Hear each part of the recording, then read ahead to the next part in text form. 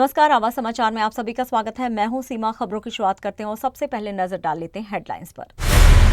PM Modi 47वें ASEAN सम्मेलन में virtually होंगे शामिल, अनवर इब्राहिम ने की पुष्टि।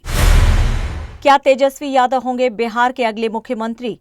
इंडिया गठबंधन ने किया बड़ा ऐलान। पवन सिंह की पत्नी ज्योति का चुनावी जलवा, काराकाट में दिखा आक्रामक अंदाज। मुंबई के जोगेश्वरी वेस्ट में जेएमएस बिजनेस सेंटर में लगी भीषण आग। और कोहली की बल्लेबाजी बनी चिंता का विषय, क्या वर्ल्ड कप का सपना अधूरा रह जाएगा? और अब खबरें विस्तार से। मलेशिया के प्रधानमंत्री अनवर इब्राहिम ने पुष्टि की है कि प्रधानमंत्री नरेंद्र मोदी 47वें आसियान शिखर सम्मेलन के लिए कुआलालंपुर नहीं जाएंगे और वर्चुअली इसमें हिस्सा लेंगे। अनवर ने ये जानकारी पीएम मोदी के करीबी सहयोगी से हुई बातचीत के बाद दी है। उन्होंने बताया कि भारत में दीपावली समारोह के कारण मोदी शिखर सम्मेलन में व्यक्तिगत रूप से शामिल नहीं हो पाएंगे। मलेशियाई प्रधानमंत्री ने पीएम मोदी के फैसले का सम्मान किया और भारतवासियों को दीपावली की हार्दिक शुभकामनाएं दी। अनवर इब्राहिम ने दोनों देशों के बीच द्विपक्षीय संबंधों को मजबूत करने के प्रयासों पर भी चर्चा की। उन्होंने कहा कि भारत मलेशिया का व्यापार, निवेश, प्रौद्योगिकी, शिक्षा और क्षेत्रीय सुरक्षा के क्षेत्र में एक महत्वपूर्ण साझेदार है। प्रधानमंत्री नरेंद्र मोदी ने भी इस बात की पुष्टि करते हुए लिखा कि उन्होंने अनवर के साथ गर्मजोशी से बातचीत की और आसियान भारत की व्यापक रणनीतिक साझेदारी को और मजबूत करने के लिए उत्सुक है। क्या बिहार में अगले मुख्यमंत्री का चेहरा तय हो गया है? कांग्रेस के वरिष्ठ नेता अशोक गहलोत ने विपक्षी गठबंधन इंडिया अलायंस के मुख्यमंत्री पद के उम्मीदवार के रूप में तेजस्वी यादव का नाम घोषित किया है। उन्होंने कहा है कि तेजस्वी युवा नेताओं में अग्रणी हैं और बिहार के युवाओं की समस्याओं को बेहतर समझते हैं।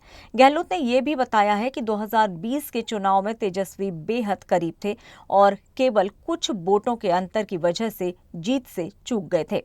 इंडिया गठबंधन तेजस्वी के नेतृत्व में चुनाव लड़ रहा है और सरकार बनने पर वे मुख्यमंत्री होंगे। दूसरी ओर, क्या एनडीए के पास भी मुख्यमंत्री का स्पष्ट उम्मीदवार है? अशोक गहलोत ने इस सवाल को उठाते हुए कहा है कि बीजेपी ने अब तक नीतीश कुमार को आधिकारिक सीएम चेहरा घोषित नहीं किया है। वहीं तेजस्वी यादव ने दावा किया है कि बीजेपी नीतीश कुमार को मुख्यमंत्री बनने नहीं देगी।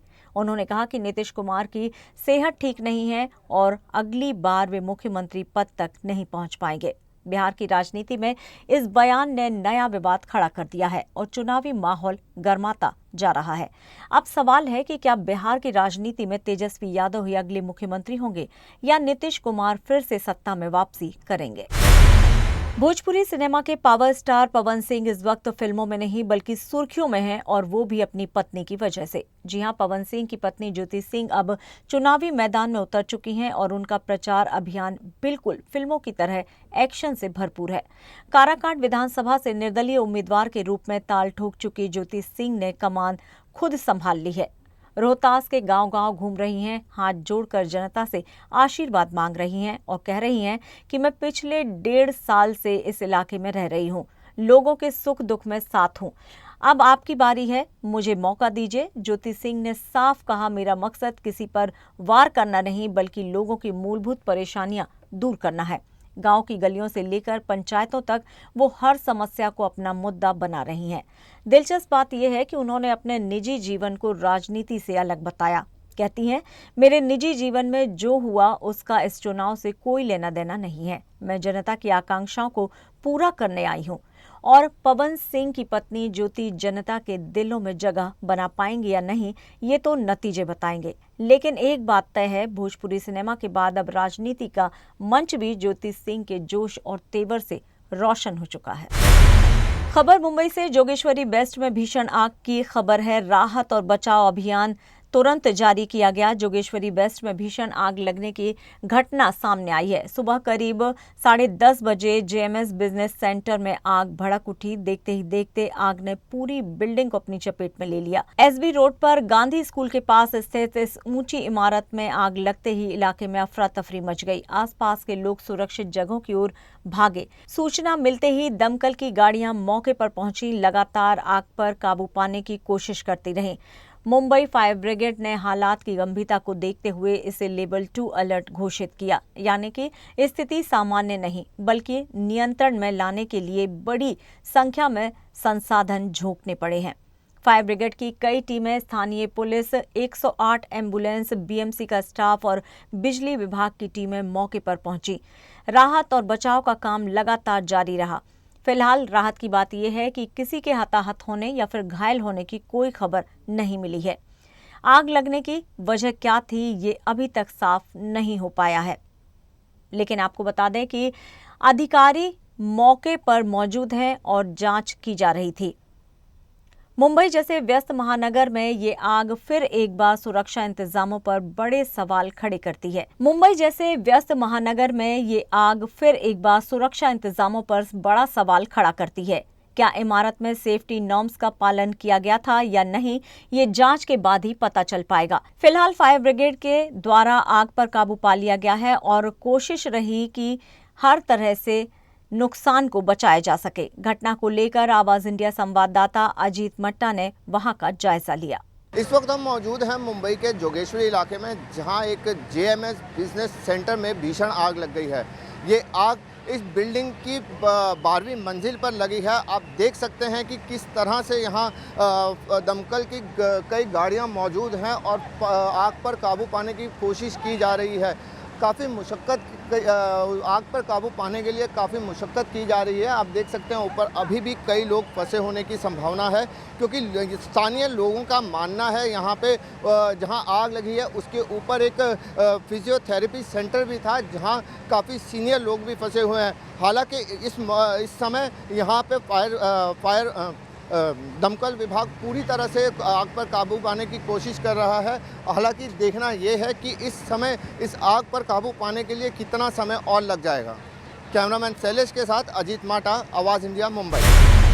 लखनऊ से दुखद खबर सामने आ रही है। आलमबाग थाना क्षेत्र में भारतीय रक्षा अनुसंधान एवं विकास परिषद यानी कि DRDO में कार्यरत इंजीनियर आकाशदीप गुप्ता की मंगलवार देर शाम अचानक मौत हो गई। परिजन उन्हें तबीयत बिगड़ने पर लोक बंधु अस्पताल लेकर गए थे, लेकिन इलाज के दौरान उनकी जान नहीं बच सकी। आकाशदीप 30 साल के थे और अपनी पत्नी भारती बत्रा के साथ ओम नगर में रहते थे। अस्पताल प्रशासन ने घटना की सूचना पुलिस को दी, जिसके बाद आलमबाग कोतवाली की टीम मौके पर पहुंची और शव को कब्जे में लेकर पोस्टमार्टम के लिए भेज दिया गया है। पुलिस के अनुसार शुरुआती जांच में हार्ट अटैक की आशंका जताई जा रही है, लेकिन मौत की असली वजह पोस्टमार्टम रिपोर्ट आने के बाद ही साफ हो पाएगी। मामले की जांच जारी है। और आवाज समाचार में यहाँ पर लेंगे एक छोटा सा ब्रेक। आप बने रहिए हमारे साथ।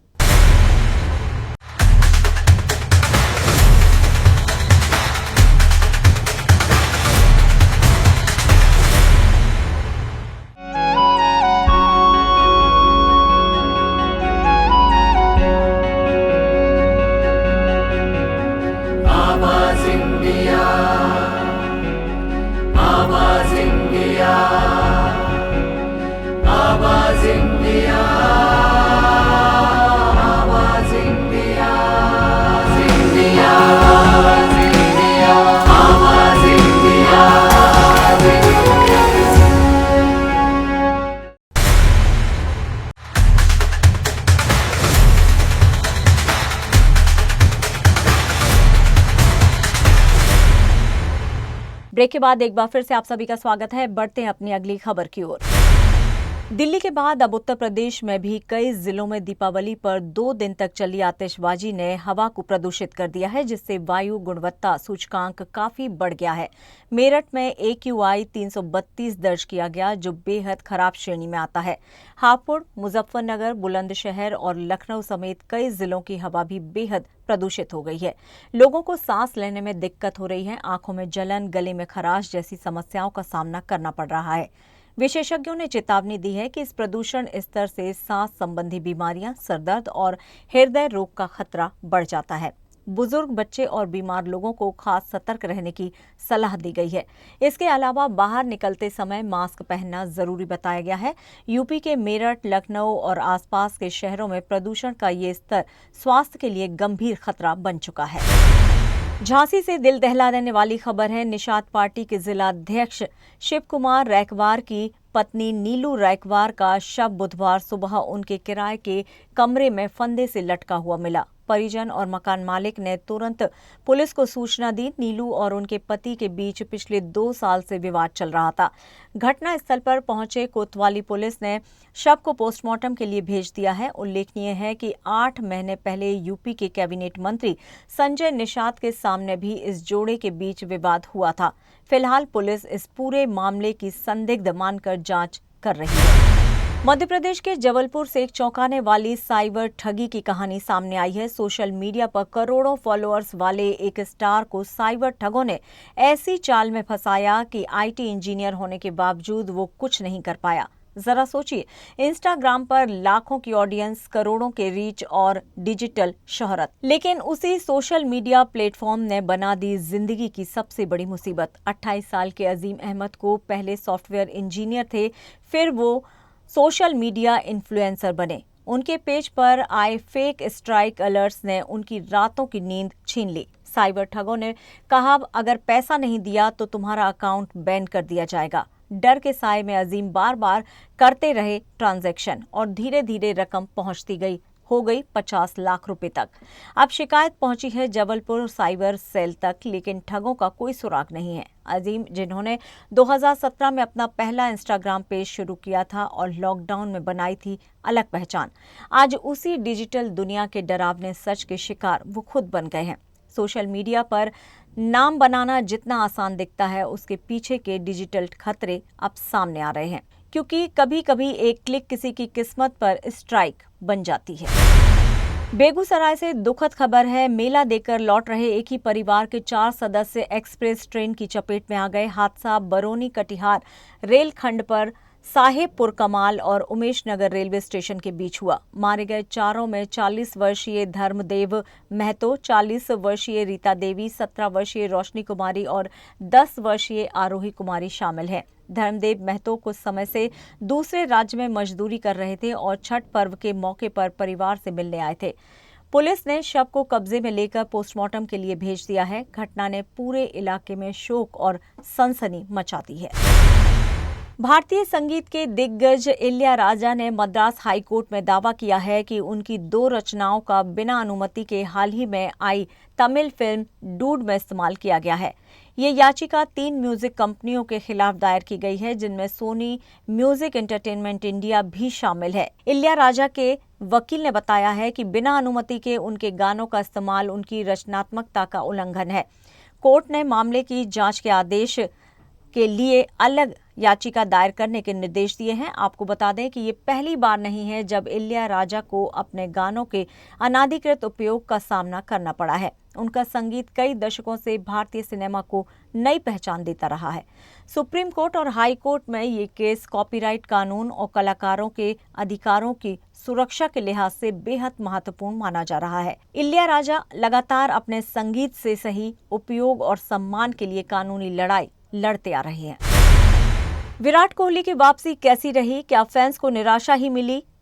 पहला ओडीआई मैच पर्थ में कोहली बिना रन बनाए डक आउट हो गए, जो उनकी ऑस्ट्रेलिया में ओडीआई करियर का पहला ऐसा मौका था। इसके बाद दूसरे ओडीआई में एडिलेड में भी महज 4 गेंद खेलने के बाद कोहली फिर डक पर आउट हो गए। ये लगातार 2 मैचों में बिना रन बनाए आउट होने का उनका पहला रिकॉर्ड बन गया है।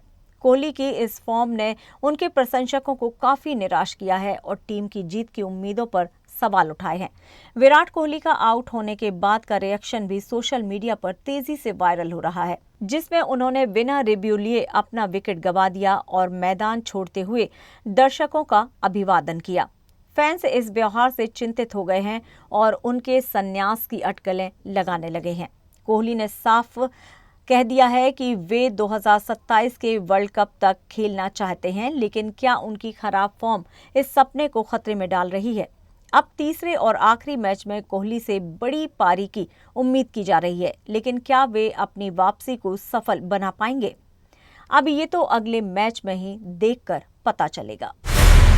और फिलहाल आवाज समाचार में इतना ही, लेकिन आप देखते रहिए आवाज इंडिया। नमस्कार।